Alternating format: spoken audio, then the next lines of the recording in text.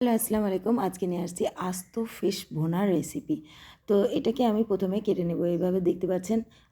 আমি এখানে কালো যে পমফ্রেট থাকে ওটা নিয়েছি। আপনি চাইলে যেকোনো মাছ নিতে পারেন। তো এইভাবে বানিয়ে এম একদম রেস্টুরেন্ট স্টাইলে পরিবেশন করবেন। তো সবাই খুশি হয়ে যাবে। তো প্রথমে নিয়েছি এই মাছটা। তারপরে এভাবে কেটে নেবেন যাতে সবগুলি মশলা ভালোভাবে ঢোকে।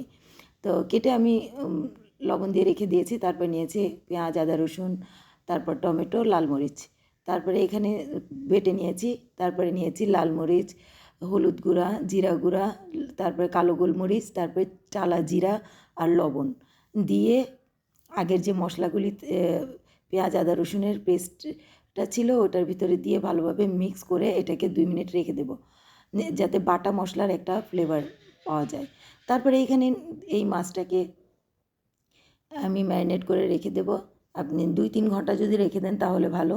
তো আমি এটা খুব তাড়াতাড়ি করেছি। এটা আধা ঘন্টা মতো আমি এটা ম্যারিনেট করে রেখে দিয়েছিলাম এটা মাখিয়ে। এটার গায়ে মাখানো হয়ে গিয়েছে, তো আমি এটা আধা ঘন্টা পর্যন্ত রেখে দেবো।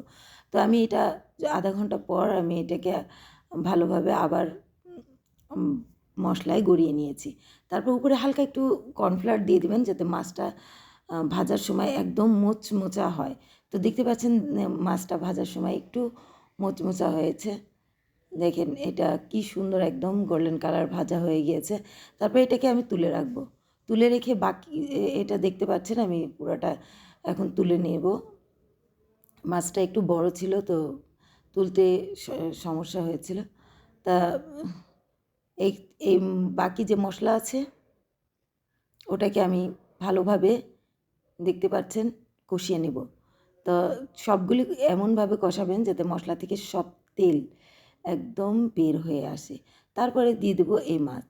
আপনি মশলা একটু ভালোভাবে কষাবেন, না হলে মশলার কাঁচা ভাব না গেলে মাছটা ভালো লাগবে না। তারপরে এটাকে আমি 2টা যে আছে 2টা চামচ দিয়ে ভালোভাবে এটাকে উল্টে পাল্টে দেখতে পাচ্ছেন আমার মাছ হয়ে গিয়েছে। এটা 8-10 মিনিট মতন এভাবে রান্না করে দেখেন এটা আমি হয়ে গিয়েছে। তো আমি এটাকে এইভাবে তুলে নেব। তো আলতোভাবে তুলে নেবেন, না হলে এটা ভেঙে গেলে ভালো লাগবে না দেখতে। তারপরে এই বাকি যে মশলাগুলি আছে এগুলো আমি পাশে রেখে দেবো।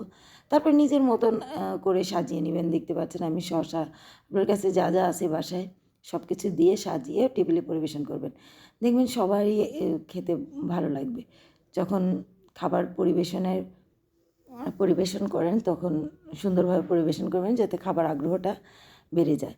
তো দেখতে পাচ্ছেন তো কেমন হলো আমার এই মাছ ডেকোরেশন আর হলো এই মাছটা ভুনা। তো বিস্তারিত বলে দিয়েছি। তো লাইক দিবেন, শেয়ার দিবেন, পাশে থাকবেন। আল্লাহ হাফিজ।